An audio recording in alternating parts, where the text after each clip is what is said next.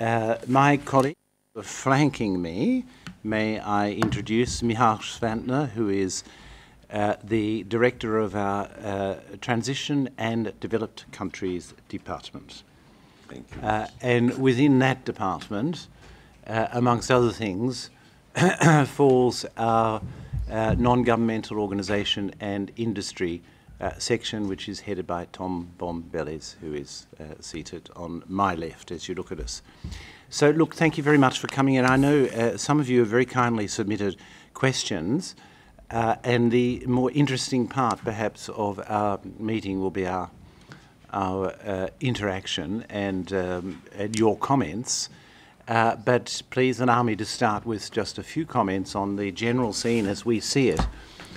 And I would say, look, it's like most things in this world at the moment, a rather strange scene in certain respects.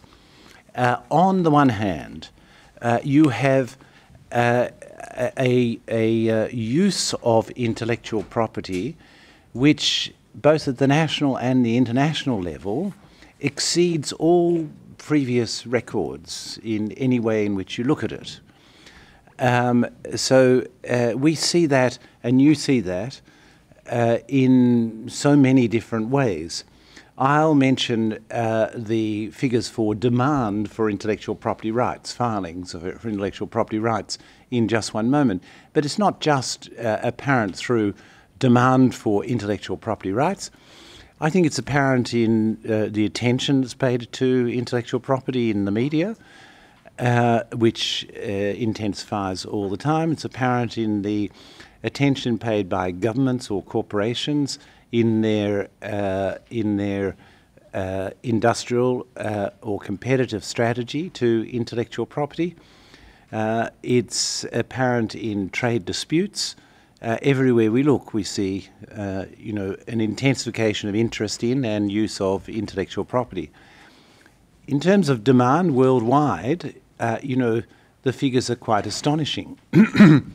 Of course, we have no measure for the creative industries, but we know that for patents, in our last full year, for which we have statistics, which was 2016, 3.1 million patent applications worldwide, 7 million trademark applications worldwide, 960,000 design applications worldwide. And just let me look at what increases they represent.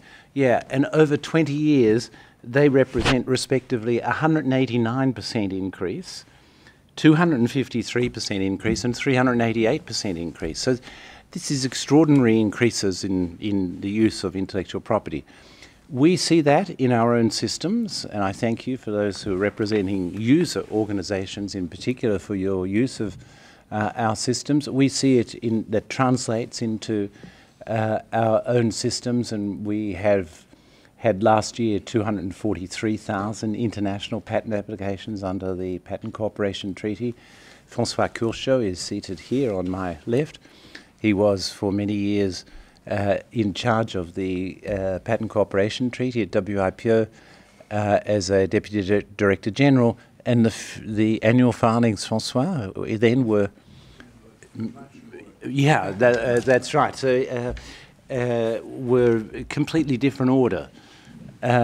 For Madrid system, 56,000 international applications last year. Bruno Machado was in charge of the Madrid system also, and it was a completely different order. And for the Hague system, well, that's just taking off. But the number of designs for which applications were filed was about 19,000. So all of that is very positive. And we see a lot of other positive signs in the life of the organisation. Not just the use of these systems. By the way, the Arbitration Centre, over 3,000 internet domain name disputes, over 50 quite large arbitrations and mediations of general intellectual property disputes within 1 year. It's quite a significant number. And so the use of that is increasing also significantly. So this is all positive news.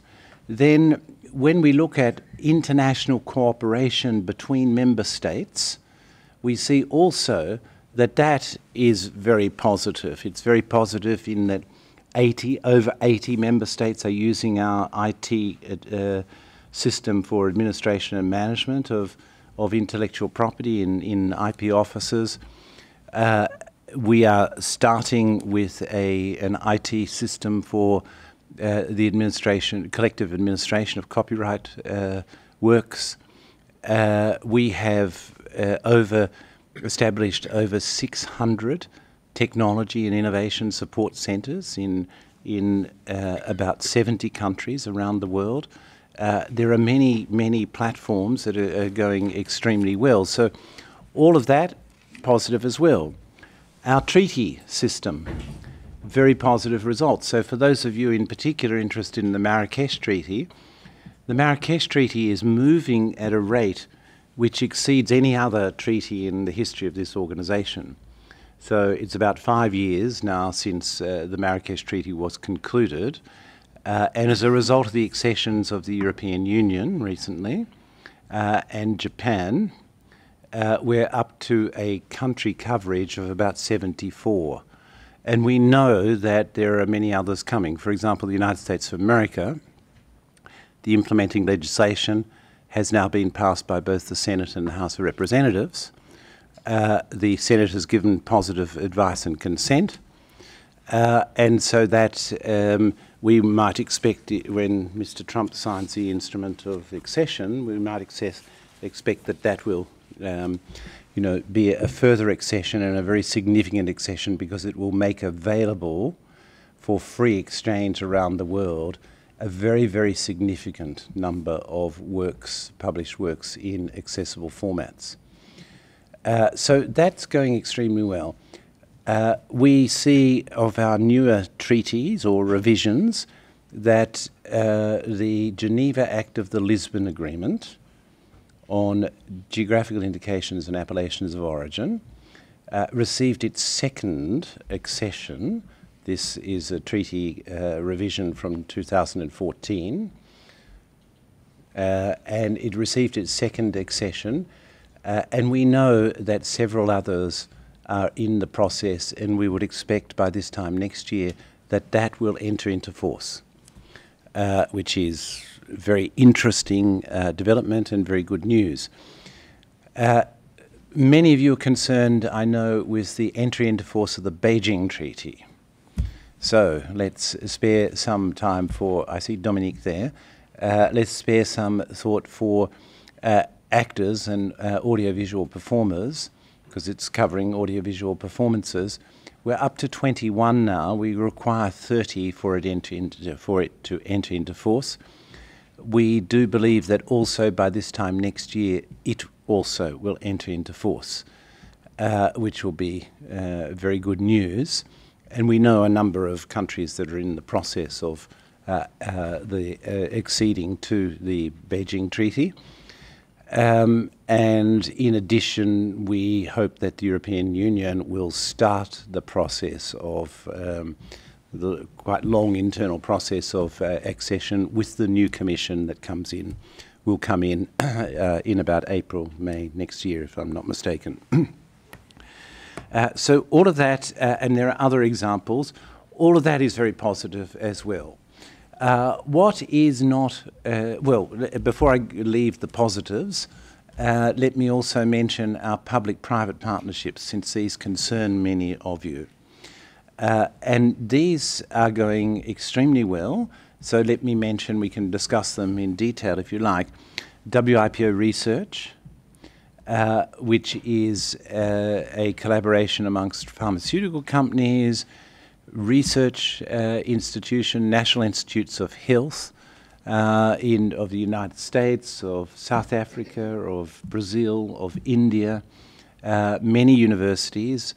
We're up to about 138 members and well over 100, about 120 collaborations. Tom, you correct my figures if they're wrong. About 120 collaborations between these, sharing intellectual property to accelerate drug discovery in the areas of neglected tropical diseases, malaria and tuberculosis. And this has been a very successful partnership. And one of those collaborations has resulted in a new drug being in the trial process. So this is really quite a success. The Accessible Books Consortium, which is the vehicle for the implementation, if you like, of the Marrakesh Treaty. Now, a lot of people say, why do you have the Accessible Books Consortium? You have the Marrakesh Treaty. Because the Marrakesh Treaty creates the possibility of the movement of books. It doesn't move one book.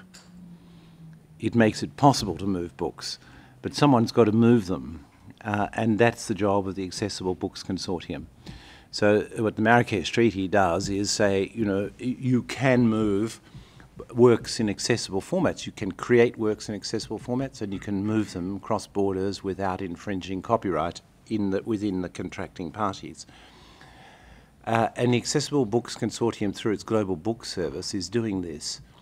And I know the DAISY Consortium is here, Olaf, and that has been an extremely active partner in the Accessible Books Consortium, along with publishers, authors, rights owning organizations, rights management organizations, the World Blind Union. And we can only see this improving as the 270,000 titles, accessible titles from the European Union, become available for free exchange, you know, and as the titles from the United States of America also become available for free exchange. Also in this area of public-private partnerships, WIPO Green, which we try to promote as a marketplace for the exchange of environmentally sensitive technologies. After a long period in which we've been trying to get people to consider this as a form of eBay, if you like, or Alibaba of green technologies, and to use it like this, it is now we're now starting to see the number of hits, the number of visits, the number of technologies available starting to increase. And with the recent alarm bells that sounded for climate change with the Intergovernmental Panel's latest report, we would hope that this takes off further, and we will spend quite some time in promoting this further in the course of the coming 12 months. Our newest one, public-private partnership, PAT Informed. Okay, so it's a partnership with the International Federation of Pharmaceutical Manufacturing Association, so that's IFPMA.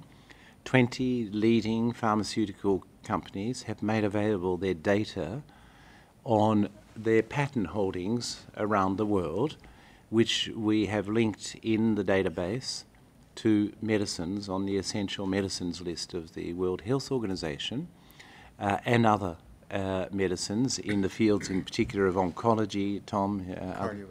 Cardiovascular, diabetes, anti-infectives. Yeah. So this is a facility that has been requested by the NGO community for many years, actually.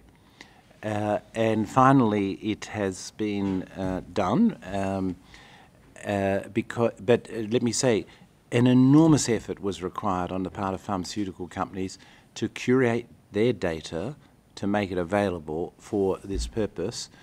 And our colleagues worked very hard to put this together into a user-friendly database, and I think this is a good advance.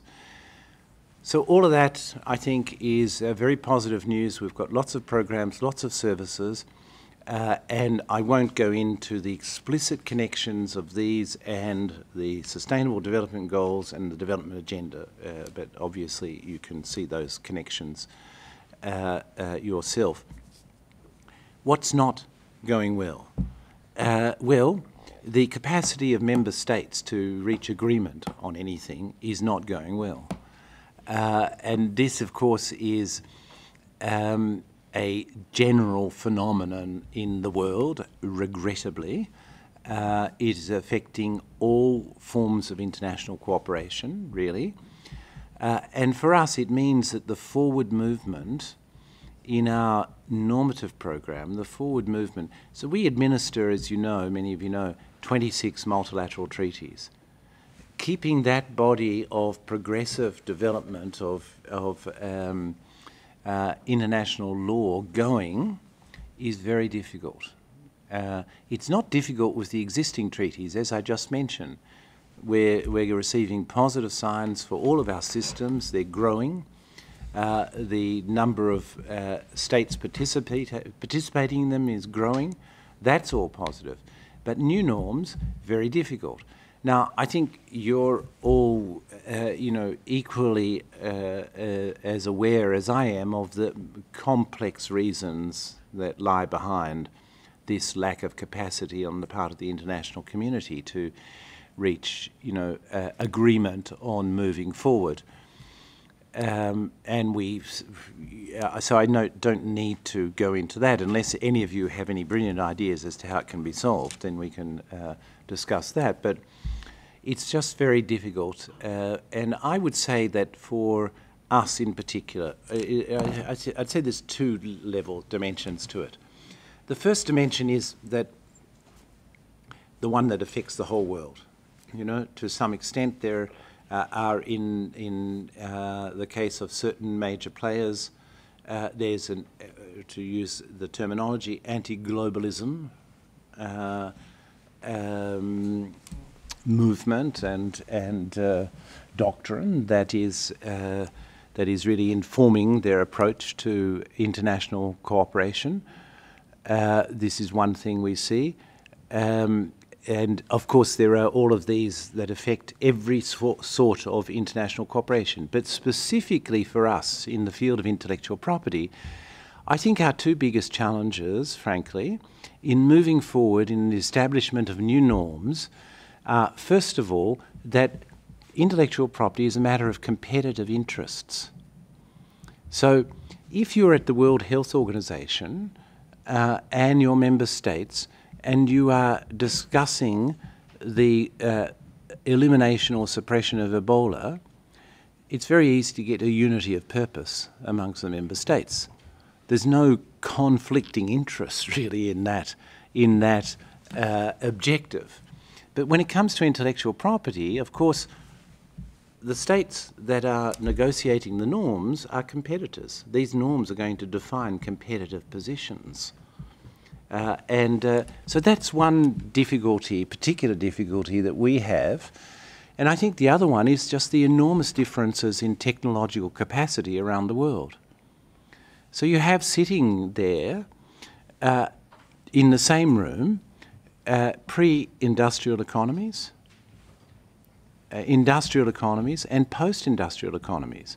And the differences are just, the realities are so great and so and there are many ways of measuring this. And what we're talking about is one of the great differentiators, namely technology and technological capacity. So I think those are the two specific dimensions that we add, unfortunately, because of our subject matter. And the more you get the first phenomenon of which I spoke, namely an intensification of interest in intellectual property, and the more you have countries and enterprises saying we pay attention to intellectual property because it's an inherent part of our industrial strategy or an inherent part of our innovation, objectives as either a country or an enterprise, the more these two phenomena of competitive interests, which we see being played out in trade disputes, for example, and technological differences exacerbate and make difficult the task of reaching agreement. So that would be my, for what it's worth, explanation of why we have difficulty in moving forward. Because it's a paradox in certain senses. On the one hand, you have intellectual property as the flavour of the month and everyone wants more of it. And on the other hand, they don't want to make any rules about it. Now, that lack of capacity of making rules is, I think, a very serious matter for the world and for the future. Why? Because I think there are, as you are all very much aware, there are many questions that are arising as a result of the development of technology that require to be addressed in some way or another. You will all have experiences of this and different takes on this, but whether you're looking in the field of the life sciences or you're looking in the field of artificial intelligence or big data, there are some fundamental questions concerning property rights being thrown up. And you're all aware of this, and the lack of capacity to be able to come to some views, common views internationally about this is very serious in an age when technology is very mobile and when we have global markets.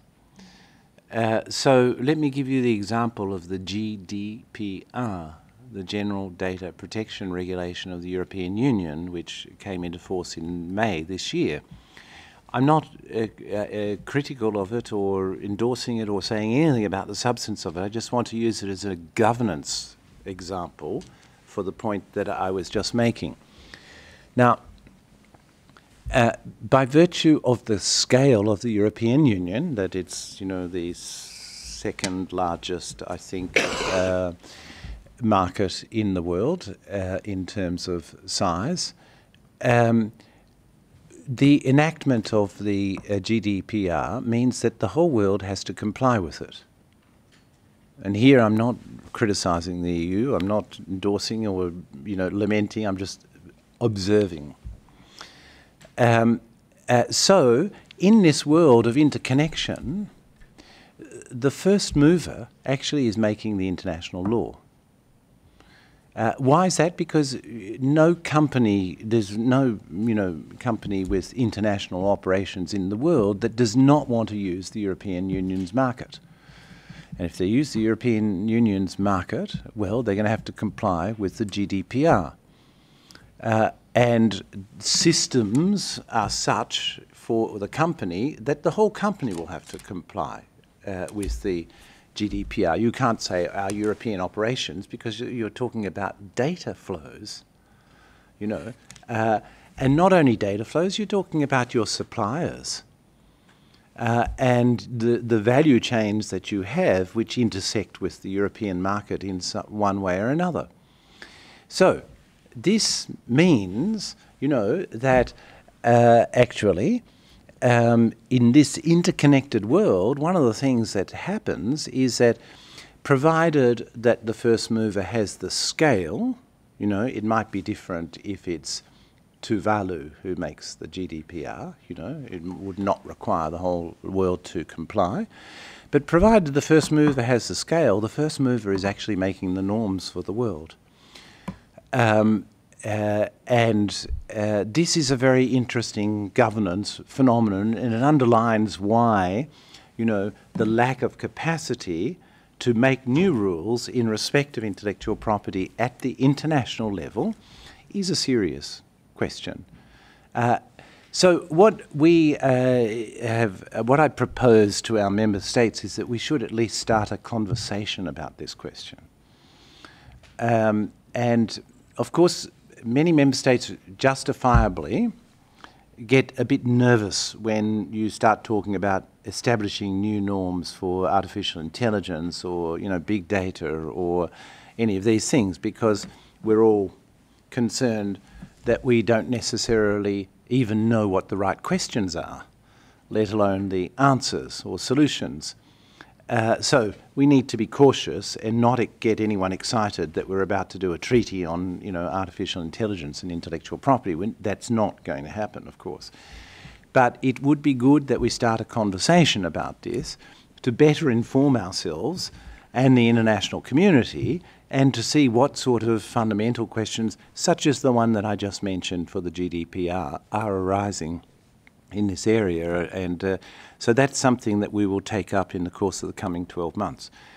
Now, I've perhaps spoken for too long, So let me keep quiet now and invite you all to say something. And I know that some of you have very kindly, as I said, submitted questions. So perhaps I can start with those, and then we'll move on to anyone that would like to make any comments whatsoever or ask any questions. So I start with AIPPI, and their question. Maybe you could repeat it, and then we'll. Good morning. Good morning, everybody. My name is Arne Hold. I'm the Executive Director of AIPPI. And as you know, for sure, AIPPI conducts regular studies and reports of issues of topical concern in the IP world. These studies will then be extensively discussed among our 9,000 members, and they often provide the basis for resolutions. So far, we have passed over 700 resolutions, and they have been sent to international organizations such as WIPO, WTO, and also to a national IP office around the world. We are currently looking into ways to increase the visibility and the impact of those resolutions on IP organizations and IP professionals across the world. And I would like to ask the Secretary General about WIPO's view on this process and how we could potentially increase the visibility and impact of this format in the future.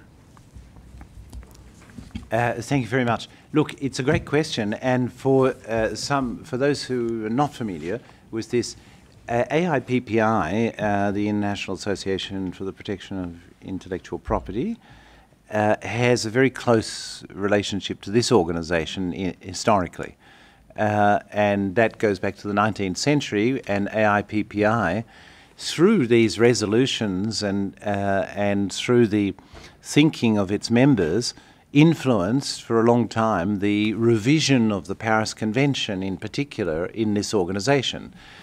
So it's a long historical association. And now you have, I don't know AIPPI, you seem to have about 3,000 lawyers as members, if I'm not mistaken. Or was 9,000, you see, 9,000. So this is an enormous think tank on intellectual property. Yes, how can we, without necessarily endorsing it as WIPO, because that's business of member states, but how can we create greater visibility for the work of this think tank and other think tanks for that matter? Look, we can think, about devoting a space to linking to the different think tanks and NGOs' work on our website. And we could do that for the NGOs, I think, and that would be, I think, one way of trying to, share to a greater extent this extremely important work that is done by AIPPI, but also by other NGOs. OK, so APRAM, en français si vous voulez bien. APRAM est ici? Non? Si.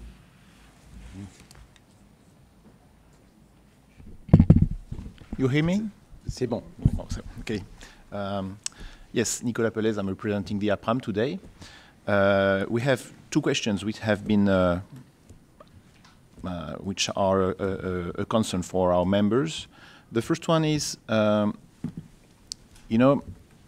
companies are mainly using the Madrid system for its competitive advantage when covering the whole many countries in terms of cost. But now we see more and more often issues with the actual length of the registration procedures in the designated countries. Is there a way the WIPO can act with the national IP offices to speed up this registration process at the national level? That's my first question.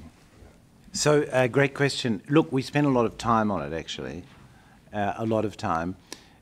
When associations like APRAM, and you're not alone, raise these problems with us, what we do is we have a joint action on the part of our development bureaus, which deal with different regions, and the Madrid system, our colleagues in the Madrid system, and we approach the countries concerned, and we see if there are any measures that we can take from the point of view of capacity building, which can improve the processing of applications. And sometimes that's successful and sometimes it's not successful. So by all means do raise these questions with us and specific examples, and we're very happy to take them up with the country, because these are treaty systems, the treaty obligations, and users get very upset when they pay money for applications and nothing happens on the application. So it's a long process, I'm afraid, but one that is well worth us pursuing jointly, and we can make incremental progress on it.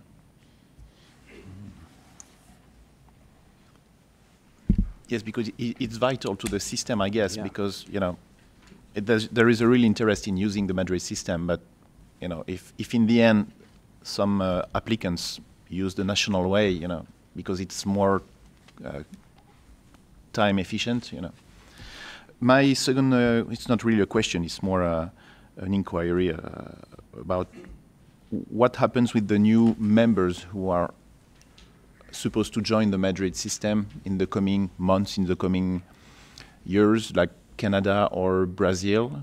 Do you have any news about that? So, yeah, look, for all of our systems, so as you know, the PCT is at 152 contracting parties, so that's a very good coverage. There are, however, some notable exceptions to the coverage of the PCT, and the one country that I think everyone is interested in seeing join the PCT in particular is Argentina. So it's a big economy, and a lot of work is going on there. The president of the INPI, Argentina, the head of the patent office in Argentina, is committed to trying to bring Argentina into it. And with it would come, more or less, you know, thereafter Uruguay and Paraguay, and in the southern cone. So that's the big target in the PCT. In the Madrid system, Canada, excuse me, is committed and will join in 2019. First half 2019. So we expect June 2019 for Canada, and that obviously will be a big boost to the Madrid system, a very good. As you know, they just joined the Hague system, Canada. So they will be joining about 6 treaties. The Hague was the first, and the Madrid is the second. Now, Brazil, the legislation has been in the Congress, and it's been before 6 commissions in the Congress, and it's passed 3 of them. So it's possible that Brazil might ratify the Madrid Protocol before the end of the administration of Mr. Temer. It's possible. It's also possible they might not. So we are obviously following this extremely closely, and we're very much hoping that this might occur, because the one area geographically where we would like to see real progress in the Madrid system is Latin America. It's notably very absent from the system. There is only Mexico, Colombia, and Cuba that participate in the Madrid system. However, Brazil, this situation is playing out, and we'll, you know, it's a matter of weeks or months before we know the result. And otherwise, we move to a new administration, and, you know, so forth. Chile is going to join the Madrid protocol, Madrid system. So Chile has submitted, again, 6, it happens to be, treaties to their parliament to start a process of ratification. Now, those treaties include Madrid and The Hague. And that will certainly be a major step forward also. Things are looking up, and this is all part of the positive news. I think we're getting good buy-in to all the systems.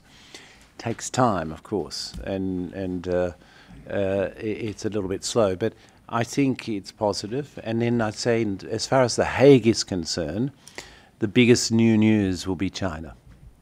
And we are hoping and expecting that China will be part of the Hague system and that it will be operational by the middle of 2019. So I think that's all good news. Yeah. Okay, so Apram, and then we had Latin artists, of course. Hello, good morning. This is Jose Maria Montes speaking on behalf of Latin Artists, the Federation of collective management organizations representing actors and other audiovisual performers in Spanish and Portuguese-speaking countries, which in fact means Latin America, Spain, Portugal, and some other countries. We believe that the constant growth of global audiovisual services launched by Netflix, Amazon, HBO, YouTube, and the like makes the Beijing Treaty more relevant every day. So the question is, how can the stakeholders concerned, most notably actors, improve our partnership with WIPO in ensuring the entry into force and effective implementation of this treaty, which is a key pillar of the international framework for the distribution of audiovisual content? Thank you.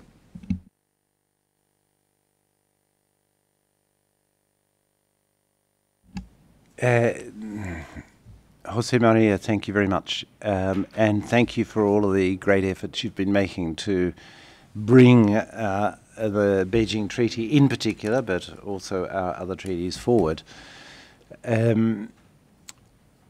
By the way, in the list of recent accessions, please forgive me to open a parenthesis, in the list of recent accessions, let me also note India, acceding to the two 1996 treaties, the WIPO Copyright Treaty and WI Performances and Phonograms Treaty. This was also a major step forward. So back to Beijing. Look, basically pressure governments. Because you see, the problem we always face is not necessarily opposition to the treaty. In some instances, there are segments of the population who oppose a treaty. You know, this is our experience with Madrid, for example, that certain people feel that it's going to affect their workload, which we don't necessarily think is an accurate description of it. But in the case of Beijing, we don't see opposition. It's a question of making it a sufficient priority for Parliament to address it. And for the administration to address it. So you can help us by, and you are, I know, bringing this to the attention of members of Parliament, the lamentable situation in some countries for audiovisual performers, and the need to fill this gap. As I say, we are working quite a lot on this, as you know, and we are hopeful that within the next 12 months we'll get there for bringing it into force. But it doesn't stop there, as you know, because we need to bring it into force. That's 30 states or contracting parties. But then we need to get it a broader and broader geographical coverage. So it's a constant work for the next, 5-10 years. I would say, bringing to the attention of governments the fact that, first of all, as you have said, Jose Maria, first of all, the creative industries are major contributors to the economy. You know, on all of the studies that have been done, around about 5%, 5.4% of GDP is the contribution of the creative industries, and they're major contributors to employment. On the studies, about 5.2% on average, and these are average figures. You know, in some countries it goes up to 10%, some 2%. You know, but on average, so they're major contributors to the economy and to employment. That's something that should catch the attention of policymakers. An argument that appeals to them. Then I think we move from that to say that, well, if you want that contribution to continue, you have to have a viable economic existence for performers, artists, and all the other actors of the creative industries. And for that to happen, you have to have some form of protection for them. So please address the Beijing Treaty. So yeah, but thanks for all of your great work on this. Yeah. Okay, thank you very much. Okay, then I think who else did submitted beforehand? Yeah. That's it. Yeah. Yep. Okay. So I think Dominique. Yeah. Thank you very much, Francis. And first of all, thank you for meeting us every year. These meetings are very welcome, very informative, very helpful. I note with excitement your forecasts with respect to entering into force of the Beijing Treaty.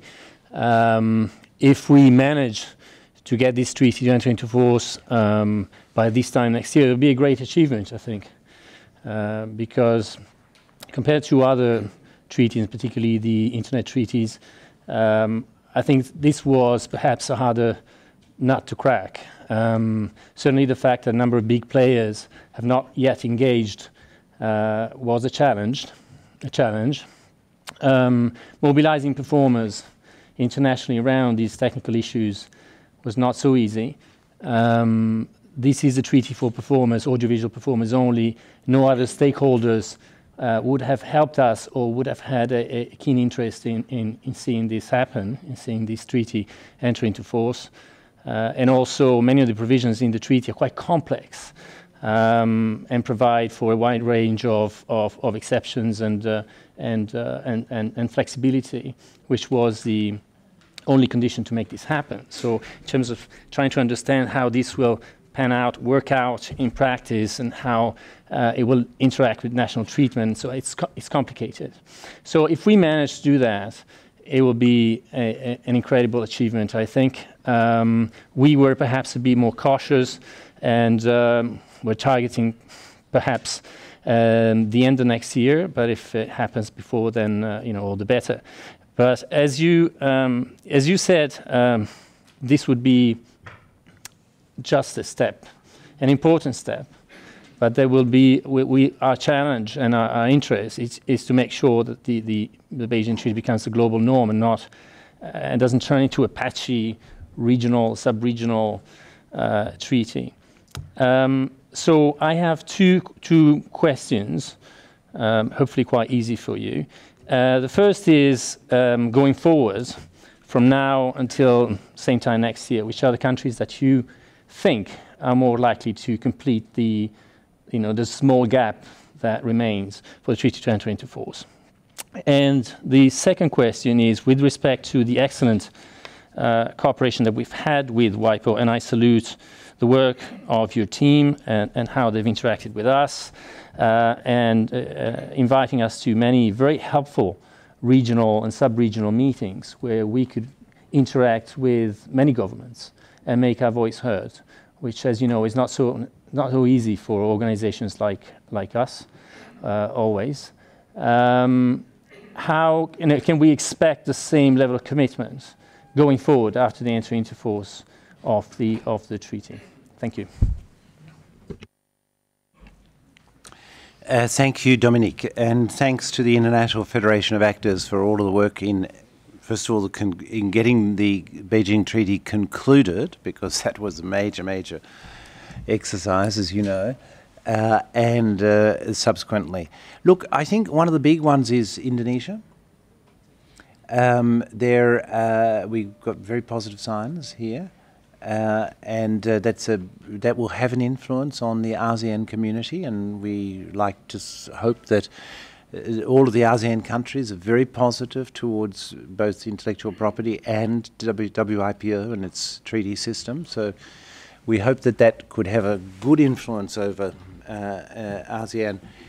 I think we should be also, working upon, and I'm not saying this is a prediction at all, but we should be working upon India, obviously a big market, and the fact that they joined the two 1996 treaties is significant.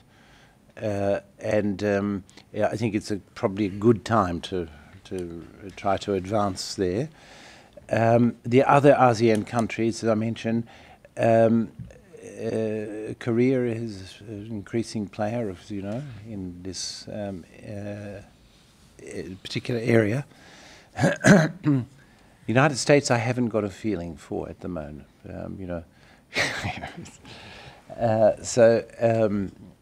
but the European Union, of course, this exercise, I don't think we should be expecting too much trouble, but let's hope that we should be in there to make sure that it's going to be a process of 2 years, I think.